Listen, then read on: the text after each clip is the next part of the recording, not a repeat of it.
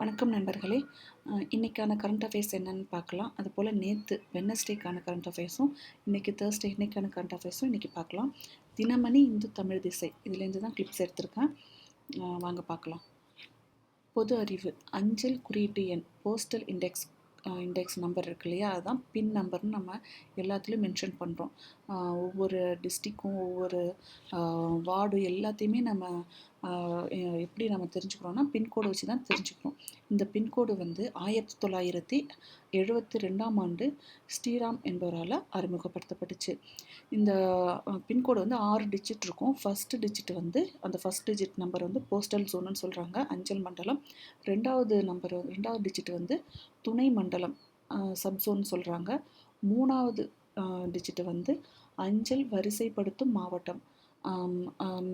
Last 3 number இருக்கு இல்லையா, அது வந்து குறிப்பிட்ட அஞ்சலகம், எந்த போஸ்ட் ஆஃபீஸ் அப்படிங்கிறத மென்ஷன் பண்ணுற நம்பர்ஸ். இதை வச்சு தான் 6 இலக்க நம்பர் வச்சு தான் நம்ம வந்து ஒவ்வொரு அட்ரஸையும் ஐடென்டிஃபை பண்ண முடியும். பொறியியல் தொழில்நுட்ப அமைப்பின் ஆண்டு விழா. சர்வதேச பொறியியல் மற்றும் தொழில்நுட்ப அமைப்பின் 75வது ஆண்டு விழா வந்து நடைபெற்றுச்சு நேற்று. அதே போல் ரெனால்டு தொழிற்சாலையில் தேசிய பாதுகாப்பு தினம் நடைபெற்றது. சென்னை ரெனால்டு குழுமத்தின் தொழிற்சாலையில் நேற்று 55வது தேசிய பாதுகாப்பு தின நிகழ்ச்சி நடைபெற்றது. கலைஞர் அரங்கம். முதல்வர் அவர்கள் கலைஞர் அரங்கம் சென்னை மாநில கல்லூரி வளாகத்தில் முத்தமிழ் அறிஞர் கலைஞரோட அரங்கத்தை திறந்து வச்சிருக்கிறாங்க நேற்று. காற்று மாசு குற்றச்சாட்டுகள் தீர்வாகாது. இப்போ வந்து இந்தியாவில் மட்டும் காற்று மாசுபடுதலால் ஆண்டுக்கு 12 லட்சம் பேர் உயிரிழக்கிறாங்களாம். இந்தியாவில் மட்டும் காற்று மாசுபடுதலால் 12 லட்சம் பேர் உயிரிழக்கிறாங்களாம். இதை வந்து க்ரீன் பீஸ் இந்தியா என்ற தன்னார்வ தொண்டு வந்து அறிவிச்சிருக்கிறாங்க. டெல்லியில் தான் நமக்கு தெரியும் நிறைய காற்று மாசுபட்டிருக்கு அப்படின்னு.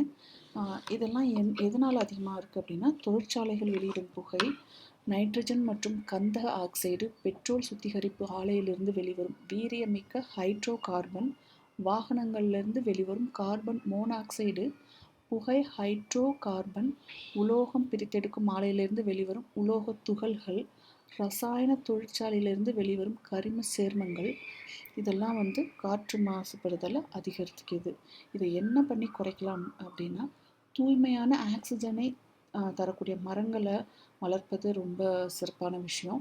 அதுபோல் இந்த காற்றில் இருக்கிற ஈரப்பதத்தை உறிஞ்சி வறட்சியை கொடுக்குற இந்த கருவேல மரங்களை வந்து முற்றிலும் ஒழிச்சிடணும். அது மட்டும் இல்லாமல் இந்த வாகனங்களில் புகை கட்டுப்படுத்துவதற்கான விதிகளையும் நம்ம அமைக்கணும். கரிய அமில வாயு வெளியிடும் என்ஜின்களை வாகனங்களில் பொருத்துறது இன்னும் நல்லதுன்னு சொல்கிறாங்க. மாசு ஏற்படுத்தாத மின் வாகனங்களை நம்ம பயன்படுத்தினா மாசை இன்னுமே குறைக்கலான்னு சொல்கிறாங்க. இளம் ஆராய்ச்சியாளர்களுக்கு ஊக்குவிக்க சர்வதேச மாநாடு. சென்னையில் வனத்துறை ஆலோசனை கூட்டத்தில் 3 ஆராய்ச்சி அறிவிக்கைகளும் 11 ஆராய்ச்சி அறிவிக்கைகளும் வெளியிட்டிருக்கிறாங்க. அமெரிக்க பல்கலைக்கழகத்தில் மகாத்மா காந்தி சிலை திறப்பு. அமெரிக்காவில் மொண்டானா பல்கலைக்கழகத்தில் மகாத்மா காந்தி ஒரு சின்ன சைஸ் ஒரு சிலையை வந்து செஞ்சு வச்சுருக்குறாங்க. இதில் வந்து மொண்டானா மாகாண ஆளுநர் கிரேக் ஜியான்ஃபோர்டோ மற்றும் சியாட்டலில் உள்ள இந்திய துணை தூதர் பிரகாஷ் குப்தா ஆகியோர் இணைஞ்சு இதை திறந்து வச்சிருக்கிறாங்க.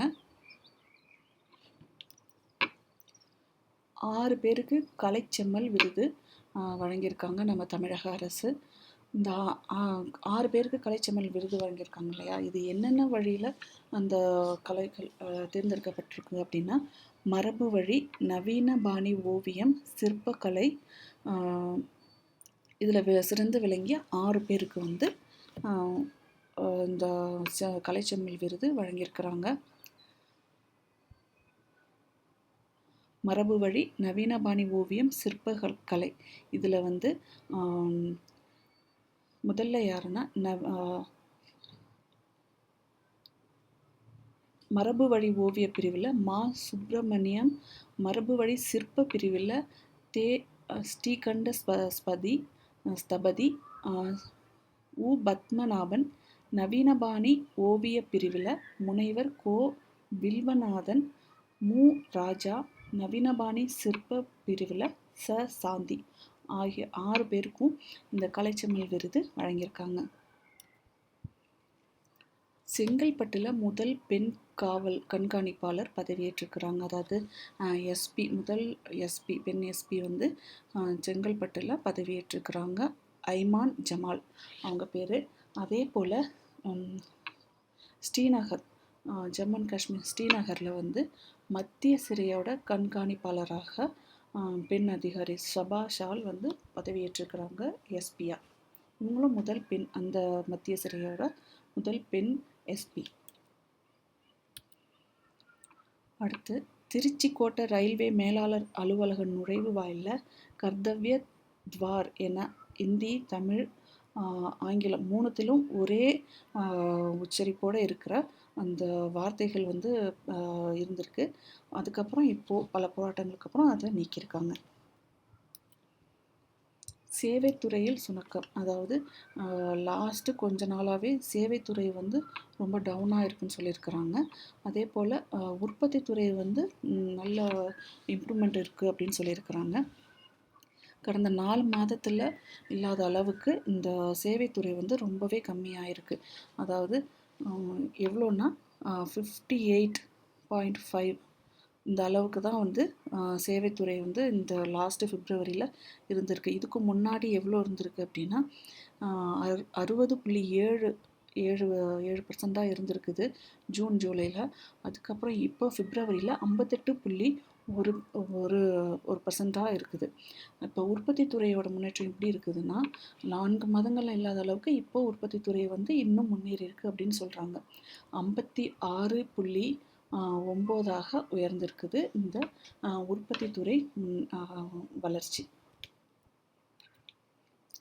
கேரளத்தில் மலையாளம் மட்டுமே அலுவல் பூர்வ மொழியாக அரசு அங்கீகரிச்சிருக்காங்க.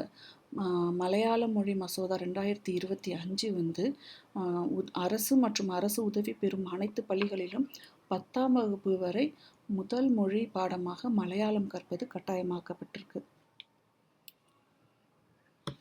இவர் பேர் வந்து வீமராஜா. இவர் யாருன்னா வீரபாண்டிய கட்டபொம்மனோட 5வது தலைமுறை.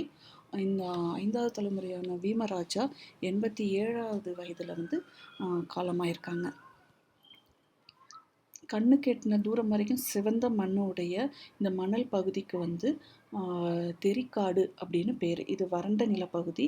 தூத்துக்குடி, திருநெல்வேலி பகுதிகளில் இந்த தெரிக்காடுகள் காணப்படுது. இந்தியாவில் உயரமான நடுக்கல் அமைத்த திருப்பூர் குமரிக்கல் பாளையத்தில் அகழ்வாராய்ச்சி பணிகள் தொடங்கியிருக்கிறாங்க. இந்த அகழ்வாராய்ச்சி பணிக்காக 2023லேருந்து 2025 வரைக்கும் 736 நாள் தொடர் காத்திருப்பு போராட்டத்தை அந்த ஊர் மக்கள்கள் நடத்தியிருக்கிறாங்க. அதுக்கப்புறம் அகழ்வாய்வு பணிகளை தொடங்க வலியுறுத்தி கடந்த ஆண்டு மே மாதத்தில் 7 நாள் தொடர் காத்திருப்பு போராட்டத்தையும் நடத்தியிருக்கிறாங்க. இதுக்கப்புறம் இப்போ தான் இதுக்கான பணிகளை ஆரம்பிச்சிருக்கிறாங்க. இந்த குமரிக்கல் பாளையம் வந்து எங்கே இருக்குன்னா ஈரோடு மாவட்டத்தில் தொல்பொருள் முக்கியத்துவம் வாய்ந்த கொடுமணல்லேருந்து 20 கிலோமீட்டர் தொலைவில் தான் இந்த இடம் அமைஞ்சிருக்கு. ரோமானிய வர்த்தகங்களை வலுவான சான்றுகள் வெளிப்படுத்துகின்றன. இந்த தொன்மையான நடுக்கல் வந்து 16ஆம் நூற்றாண்டை சேர்ந்ததுன்னு தெரிய வருது.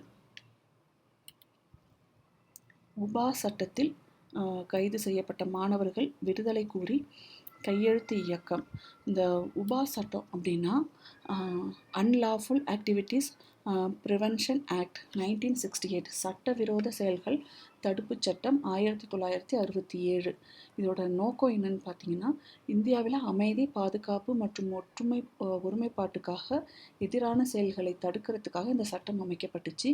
தீவிரவாத செயல்கள் தடுக்கப்படுகிறது. தீவிரவாத அமைப்புகளை தடை செய்யலாம்.